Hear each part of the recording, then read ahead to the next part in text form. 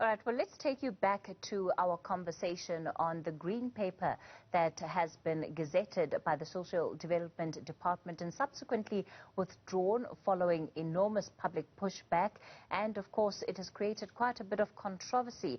Well, we began the conversation with the director at Studies in Poverty and Inequality Institute, Isobel Frye, and we're also joined by the South African Federation of Trade Unions General Secretary, Lindiwe. Isobel, I want to give you an opportunity to go back because you were still speaking to us about why there seems to be controversy over this green paper, despite the fact that it has been in the NEDLAC process for a number of years. And yet now we have business, we have unions coming forward to say there's some issues that they would have wanted to see in it that have simply not formed part of this draft. Absolutely, Kathy, and thanks for this opportunity, the second chance. So what I was saying was that throughout negotiations, each side tries to put their side across and make sure that that is the side that the version that wins the day. When you fail to do that, when you fail to persuade the other side, it's not good faith to try and put your version on top of the agreed upon conclusion.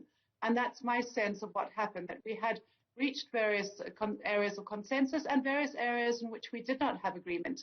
And it was really at the 11th hour that organized business submitted what they said were their views that they wanted to have included in the report.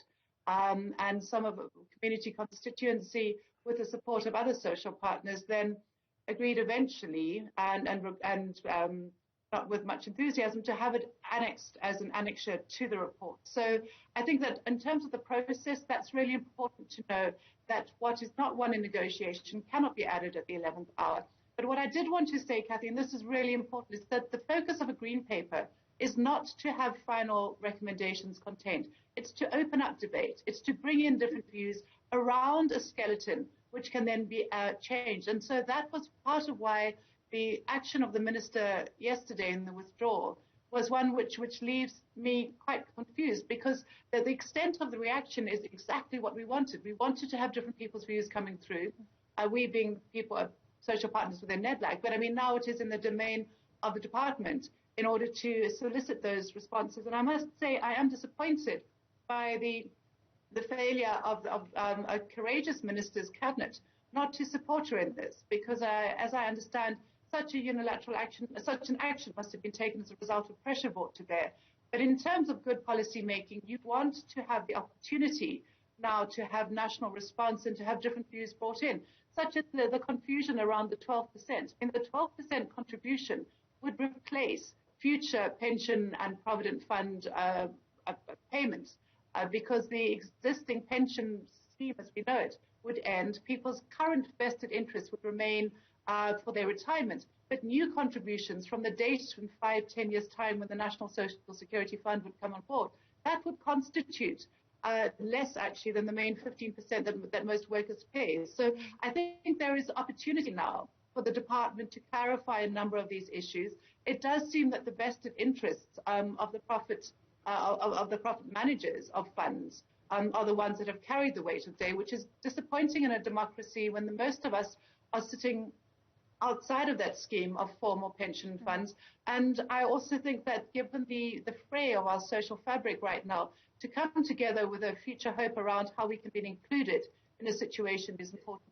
But I also just want to say, Kathy, it is important for us to recognize that the withdrawal of the Green Paper on Social Development, which looks at the retirement funds, can also now be de-linked from the very urgent conversation around the introduction of a basic income grant, given the levels of hunger and the fact that March 2022 is around the corner when we need to look at a replacement to the social relief of distress. So in short, the process must be questioned.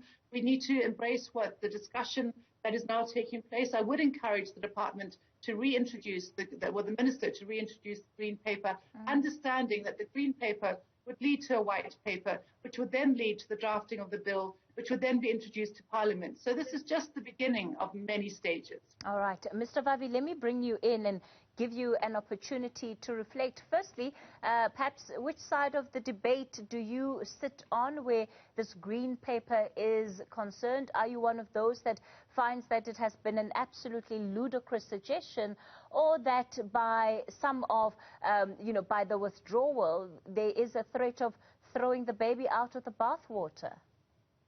Absolutely, absolutely. We were absolutely excited to see a green paper finally being placed on the table for discussion. A green paper is a green paper. Who doesn't know what is a green paper? A green paper is not a government white paper. It's not a draft legislation. For that, even a draft legislation do require further steps to be taken, to be subjected to further hearings, public hearings in Parliament before it could be adopted as a legislation.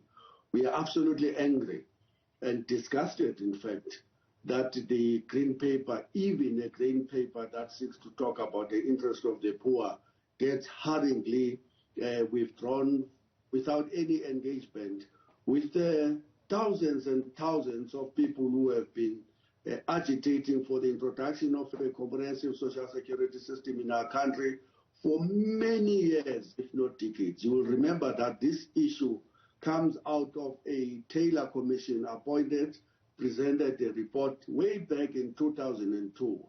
And nobody doesn't know that discussion, including business that is now crying foul.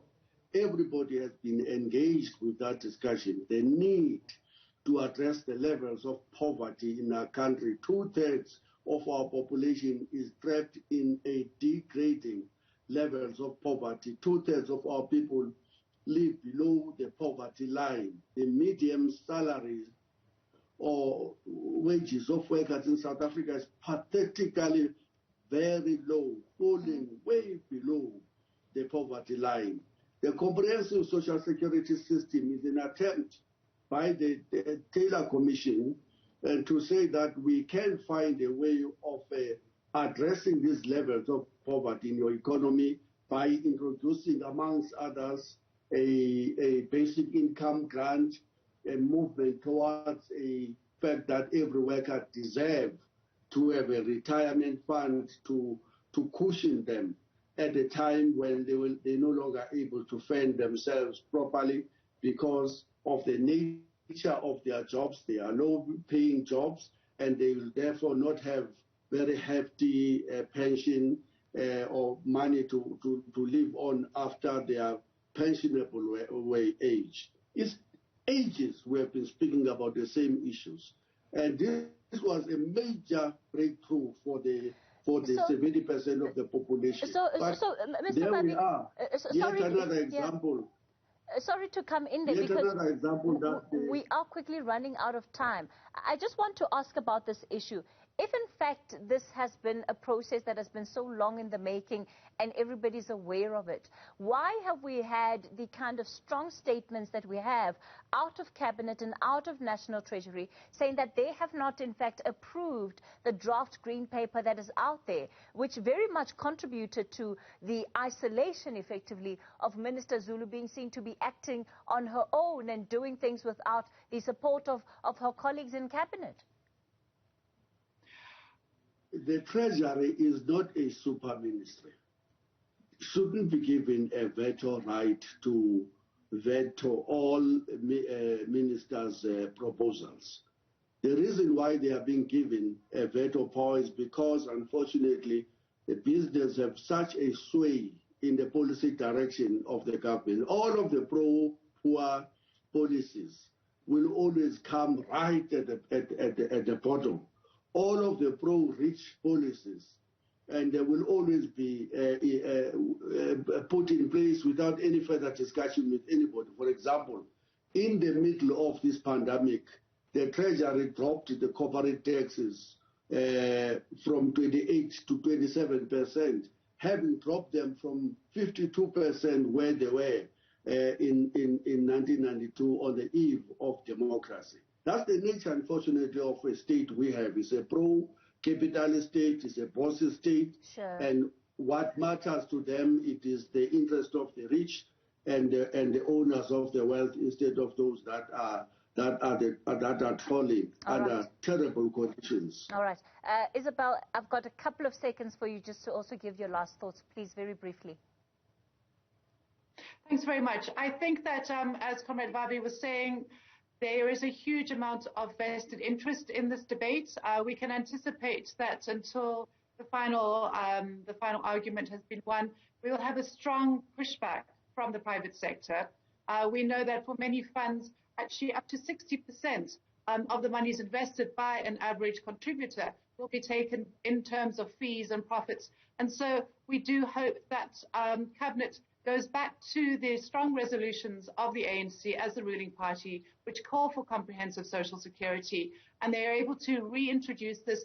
But I would suggest that there is a way in which ordinary people must know that this is actually for their own betterment, for a better future, for a better retirement. It's not something which seeks to put them in a worse footing, but it seeks to use our unequal society to redistribute in a way that the middle classes, who have actually lost more and more over the years, and the working class are able to have a future to look forward to. And that's something which right now is not a guarantee for the majority of people in South Africa, unfortunately. So we do look forward to the Minister reintroducing the Green Paper. And we, for one, and it seems, and certainly SAFTU is calling for the fact that they want it done, we need to be supporting the Minister. We need to be ensuring that she knows that this is a discussion that the national consensus wants to hear, wants to be part of. All right. Isobel, Frye, Lindiwe Zulu, let me thank you both for your time on News at Prime tonight.